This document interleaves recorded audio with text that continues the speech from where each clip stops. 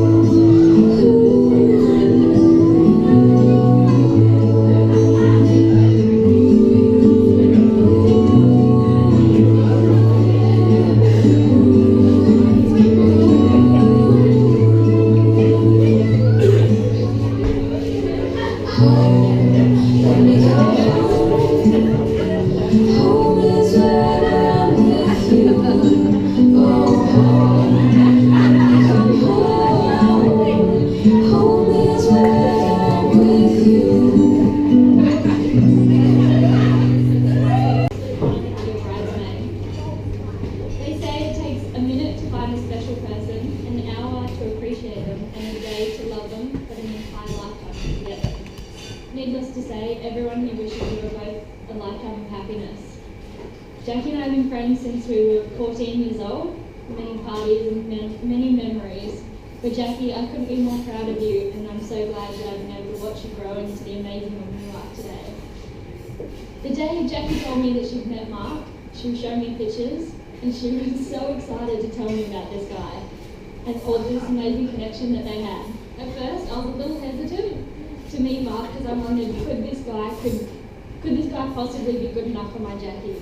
And then I met him, and I saw the way that they looked at each other and knew no matter what, this guy knows how lucky he is. And that meant that Mark was welcomed with open arms. So Mark, thank you from the bottom of my heart for making Jackie the happiest that I've ever seen her. Welcome to this crazy family. Good luck. I'm so excited for what has come for your future. I'm so happy that I get to be part of it. So ladies and gentlemen, please could you be upstanding and raise your glasses once again for the bride and groom. May their life last in happiness.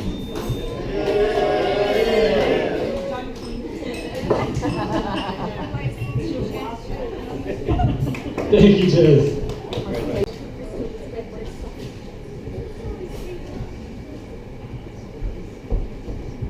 Thanks, guys.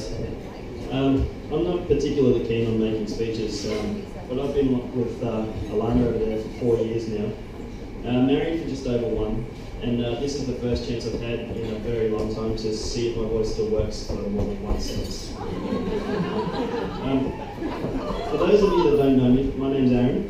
I've had the privilege of being one of Mark's groomsmen. I hope you all enjoyed the day so far. And I think you all agree today, Jackie, you look amazing. Mark and Jackie, you're now on a journey together, during which you will learn a great deal more about each other, such as the sort of person Jackie would have preferred to marry. I'm standing here today ultimately because one night, some 15 odd years ago, my friend Chris over there, he called me over to his beat up car after coming through training to listen to a poorly recorded cassette tape of his three-piece band playing. I was sceptical. How do I tell them if they suck? Will you be able to tell if I fake liking them? Will he be offended if I don't like their style? I braced myself for a whole lot of awkward. When the music started, the first thing that struck me was the quality of the recording. I thought, these guys have plonked a boombox on the floor of a garage and hit record. Now, yeah, technology's come a long way.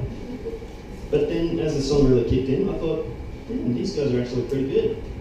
I said, Chris, damn, you guys are actually pretty good. A couple of weeks later, I showed up when Mark and the guys were hanging out. Mark was rocking an afro like Jackie Moon, and he had this jangly, lanky gait, and I thought, this guy's been a drummer.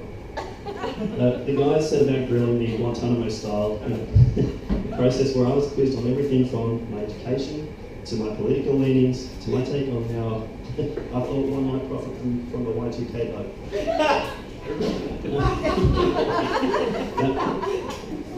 After this, I found that I had passed some sort of cryptic test, and I'd earned a spot as the fourth member of Benson's Misery. Yes, our band was called Benson's Misery, and yes, I agree with you, it is the greatest band name in all of music history. Now, each of us had our place in the dynamic of the band. Richard, our singer, he was the tortured one. Chris, on bass, he was the quiet, dirty one. Mark, on drums, he was the energy guy and the funny one. And I was the Asian.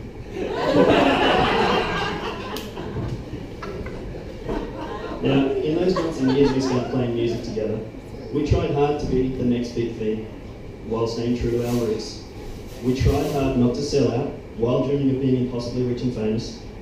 We tried hard to bring on acute industrial deafness by playing in tiny rooms with all the dials turned up to 11. And we were the greatest band never to play a gig. We all bonded during those times in a way that's hard to explain but impossible to deny. Within days of meeting Mark, I knew that I could always count on him to make me laugh, no matter what the situation. Within weeks, I knew Mark to be a genuine, caring guy, willing to put his heart and soul into anything worth his time. Within months, I knew that if I never made another friend again, it wouldn't matter, because our friendship would be enough. Jackie, I know that you love Mark, and I know he loves you, because you brought out that creative side of him that I haven't seen in quite a long time. Now, I'm only recently married, but if I could offer you one piece of advice, it's this. You'll go through bad times as well as good. You'll sometimes fight, you'll sometimes cry, but so long as you can look each other in the eye and say three simple words, you'll be fine. Jackie, your 3 words are I love you. Mark, your 3 words are you were right.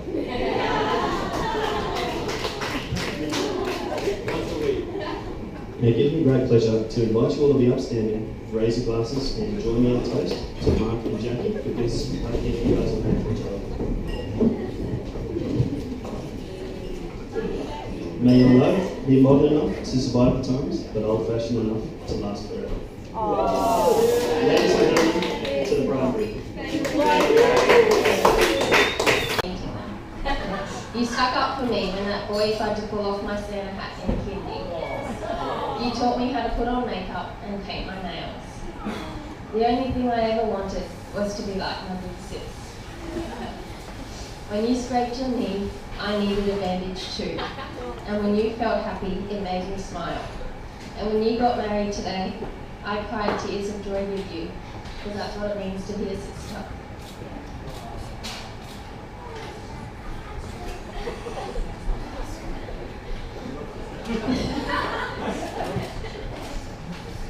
You took a big step towards your future today, and in turn gave me the gift of a new brother.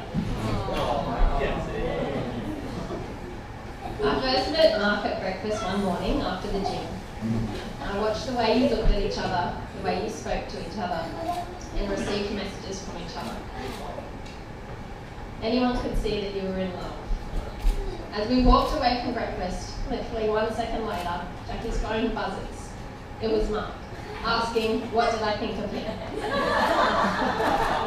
I saw the way Jackie received the message, the stupid smile she gets on her face when she looks at them, and I told her that she needed to go to the optometrist and get her eyes tested, because she turned into the emoji on the phone and all she saw was love hearts. From then on, I have loved watching your relationship blossom. Jackie first taught Mark about whimsy, and Mark has built confidence in Jackie and convinces her that if you can dream it, you can do it. They together are the eternal optimists, dreamers, and make life decisions based on the rationale of, oh fun, let's do that. Your first pet together as a couple, a rhinoceros beetle named Grumpy, that you used to dress up in cute little outfits, and you even glued paper wings to its back. You then thought it would be a fun idea to get ducks.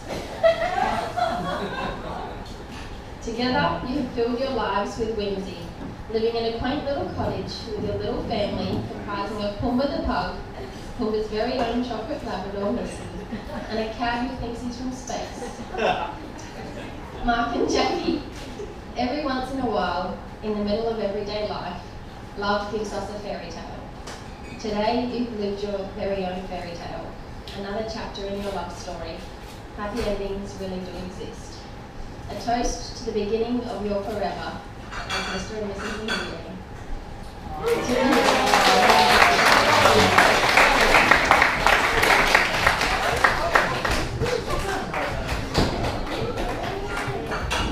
Well, the time has come now to have a few words from the big man himself, so can we please make Marc and Olivier feel welcome.